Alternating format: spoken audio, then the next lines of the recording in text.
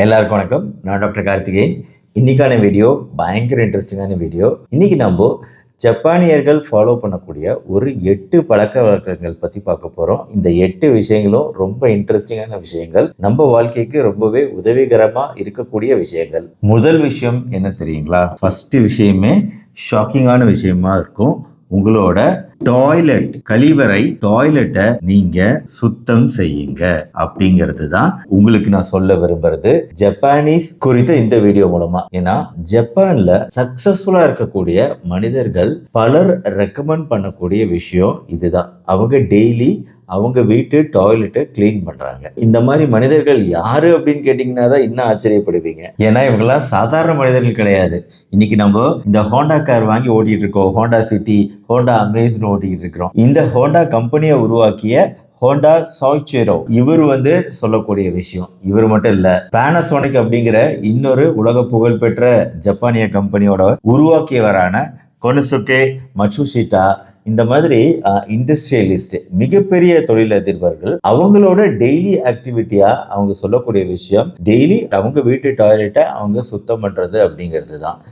இன்னும் கேட்கவே அருவருப்பா இருக்கு. சும்மா கதை விடாதீங்க டாக்டர் அப்படின்னு சொல்லாதீங்க. இது உண்மை, 100க்கு 100 உண்மை.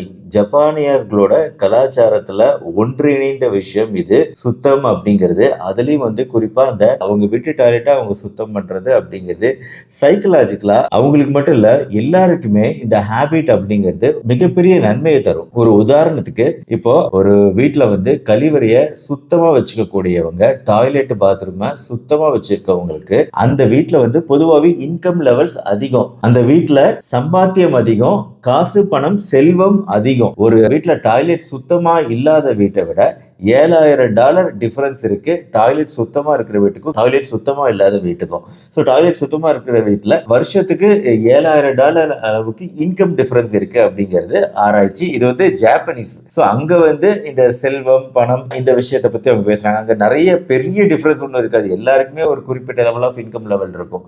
இப்போ இதே விஷயத்த இந்தியாவுக்கு எடுத்துக்கிட்டீங்கன்னா கண்டிப்பா இந்தியாவில இது குறிப்பிடத்தக்க அளவுல இருக்கக்கூடிய வாய்ப்பு இருக்குன்னு தான் நான் சொல்லுவேன். ஆனா இதுக்குரிய டேட்டா என்கிட்ட கிடையாது. இருந்தாலும் இருக்கக்கூடிய வாய்ப்பு கட்டாயம் இருக்கு. ஒரு வீட்டுல டாய்லெட் சுத்தமா இருக்குன்னா கண்டிப்பா அங்க செல்வம் அதிகமா இருக்கும். இன்ஃபேக்ட் ஜப்பான்ல டாய்லெட்டுக்கு ஒரு கடவுள் இருக்கிறாங்க. உசுசாமே மயோ அப்படிங்கிறவங்க டாய்லெட்டுக்கான கடவுள் அப்படிங்கிற ஒரு விஷயத்தை தெரிஞ்சுக்கங்க. சோ என்ன சொல்றாங்கன்னா, இப்போ டாய்லெட்டை சுத்தம் பண்றது அப்படிங்கிறது ஒரு நாளைக்கு டெய்லி ஹேபிட். அதை பண்றதுங்கிறது எங்க மனசு சுத்தமாகுது அப்படிங்கிறது தான் ஹோண்டா கம்பெனி ஓனர் சொல்றது. எங்களுக்கு அந்த ஒரு புத்துணர்ச்சி கிடைக்குது. காலையில நம்ம டே ஒரு நல்ல விஷயத்தோட ஸ்டார்ட் பண்றோம் அப்படிங்கிற ஒரு புத்துணர்ச்சி கிடைக்குதுன்னு சொல்றாங்க. இன்னொரு ரிசர்ச் படி, இப்ப டாய்லெட் டெய்லி கிளீன் பண்றவங்க, சுத்தம் செய்யறவங்க ஹைலி சோஷியபிள், அதாவது சமுதாயத்துல நல்லா பழகக்கூடியவங்களா இருக்காங்களாம்.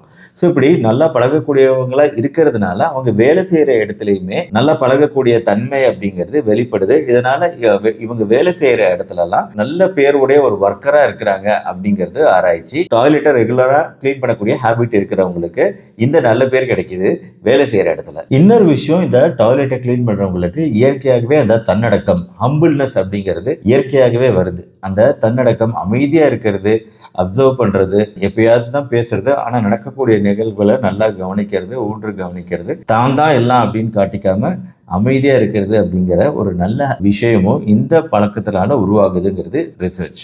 எப்போ டாய்லெட்ல இருக்கக்கூடிய சின்ன சின்ன அழுக்குகளை கூட பார்த்த உடனே கிளீன் பண்ணும் அப்படிங்கிற ஹேபிட்டுக்கு நம்ம வந்துடுறோமோ, ஆட்டோமேட்டிக்கா நம்ம ரூம்கள், bedroom, prayer room, balcony, lobby எல்லா இடத்தையுமே நம்ம சுத்தமா வச்சுக்கணுங்கிற நினைப்பு ஆட்டோமேட்டிக்கா வந்துடுது. ஏதோ ஒரு சின்ன மாறுபாடுகள், அழுக்குகள் இடத்துல தென்பட்டாலும் அதை உடனடியாக கிளீன் பண்ணுங்கிற மனநிலையும் உங்களுக்கு வந்துடுது, இந்த ஹேபிட்டை நம்ம வளர்த்துக்கும் போது, டெவலப் பண்ணிக்கும் போது. ஸோ ஜப்பனீஸோட இந்த ஹேபிட்டை இந்தியாவில் ரெப்ளிகேட் பண்ண முடியுமான்னு தெரியல, ஆனா பண்ணுனா ஒரு மிகப்பெரிய நல்ல விஷயம்.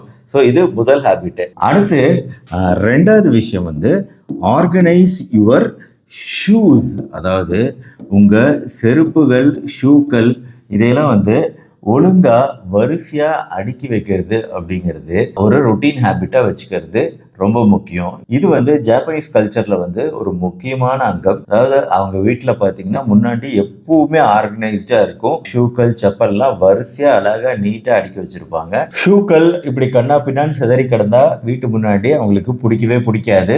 எப்பவுமே இந்த மாதிரி நீட்டா அழகா அடுக்கி வச்சிருப்பாங்க. சோ இந்த ஹேபிட்டை கடைபிடிச்சா ரொம்ப ரொம்ப நல்லது. இந்த ஷூவை ஆர்கனைஸ் பண்றது, ஒரு வரிசைப்படுத்தி வைக்கிறது அப்படிங்கிறது நம்ம லைஃப்லயுமே பல விஷயங்களை நம்ம ஒழுங்குபடுத்தி வரிசையா அதை செஞ்சு முடிக்கிறதுக்கு உதவுது அப்படிங்கிறது உளவியல் ரீதியான ஒரு பேக்ரவுண்ட் உண்மை. இது அடுத்து மூணாவது விஷயம் வந்து கிமோனோ.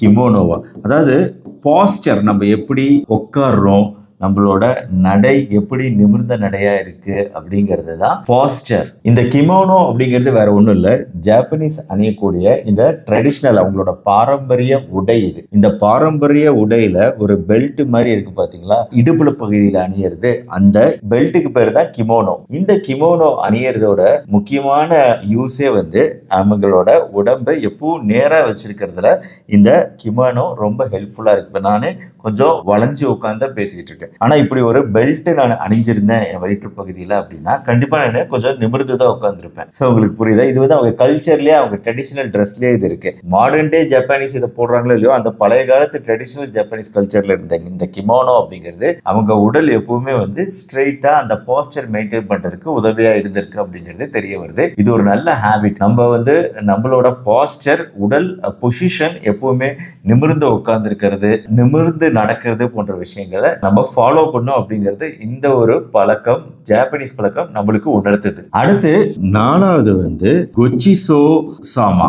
என்னது கொச்சிசோ சாமாவா? என்ன டாக்டர் சொல்றீங்க?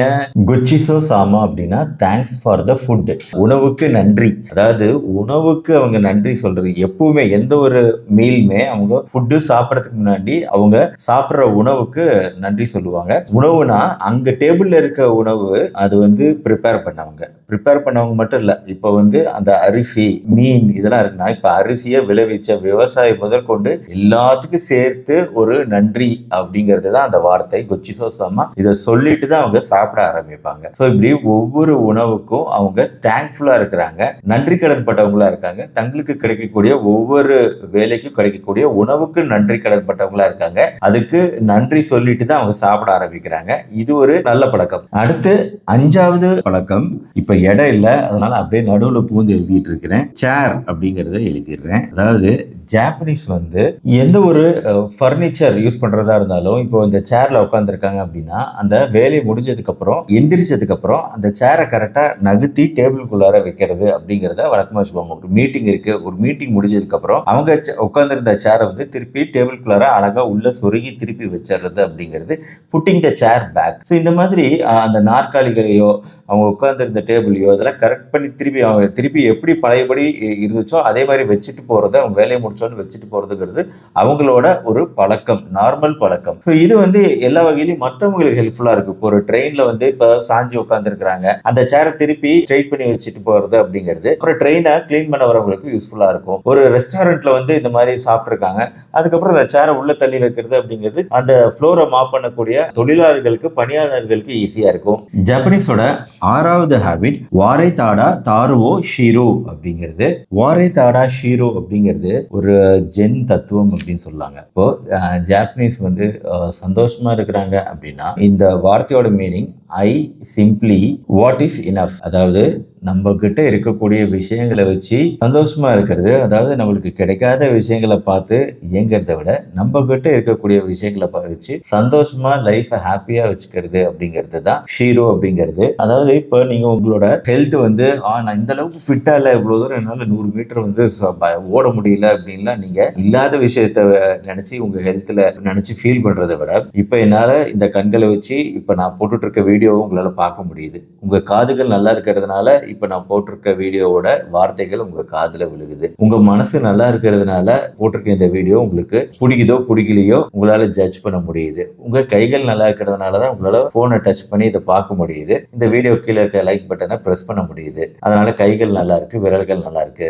மொத்தத்துல நீங்க நல்லா இருக்கிறதுனாலதான் வந்து இப்ப நடக்கிறீங்க, ஓடுறீங்க. உங்க உதயம் நல்லா இருக்கிறதுனாலதான் உங்களால பேசிக் ஆக்டிவிட்டிஸை பண்ண முடியுது. அதாவது பேசிக்கலா நம்ம கிட்ட இருக்கிற விஷயங்களை வச்சு நம்மளே சந்தோஷமா வச்சுக்கிறது தான் இந்த வாரே தாடா ஷிரோ அப்படிங்கிற அந்த ஜென் தத்துவம் தான் இது ஜப்பானீஸ் பல பேர் ஃபாலோ பண்ணக்கூடிய ஒரு விஷயம் அப்படிங்கிறதுனால தான் இந்த வீடியோல 6வது பாயிண்டா இந்த பாயிண்ட் நான் சொல்லிட்டு இருக்கேன். அடுத்து 7வது ஒகாகி சாமா அப்படிங்கிறது எப்பவுமே ஹவ் ஆர் யூ, ஒருத்தரை பார்த்தோன்னே நம்ம சொல்லக்கூடிய இந்த how are you, I am good அப்படிங்கிற விஷயம் இருக்கு பார்த்தீங்களா, எப்படி இருக்கிறீங்க, நான் நல்லா இருக்கேன் அப்படிங்கிறது. ஸோ இது தெரியாதவங்க கிட்ட கூட அவங்க விஷ் பண்றதை நீங்க பார்த்துருப்பீங்க. ஜாப்பனீஸ் நீங்க ஒரு ஃபாரினர் அங்கே அவங்க ஊருக்கு போயிருப்பீங்க, தலையை குடிச்சு உங்ககிட்ட ஒரு விஷ் பண்ணுவாங்க. உங்ககிட்ட ஹவ் ஆர் யூன்னு கேட்டால் நீங்கள் ஒகாகி சாமா அப்படின்னீங்கன்னா போதும், அவங்க ரொம்ப ஹாப்பி ஆகிடுவாங்க. ஸோ இது ஒரு கல்ச்சர், ஜாப்பனீஸ் கல்ச்சர். யாருமே நம்மளை சுற்றி இருக்கிற எல்லாருமே அவங்க ஃப்ரெண்ட்ஸாக பார்க்கறதுனால தான் இந்த ஒரு கல்ச்சர் அவங்கள்ட்ட அந்த காலத்துலேருந்தே இருக்கு.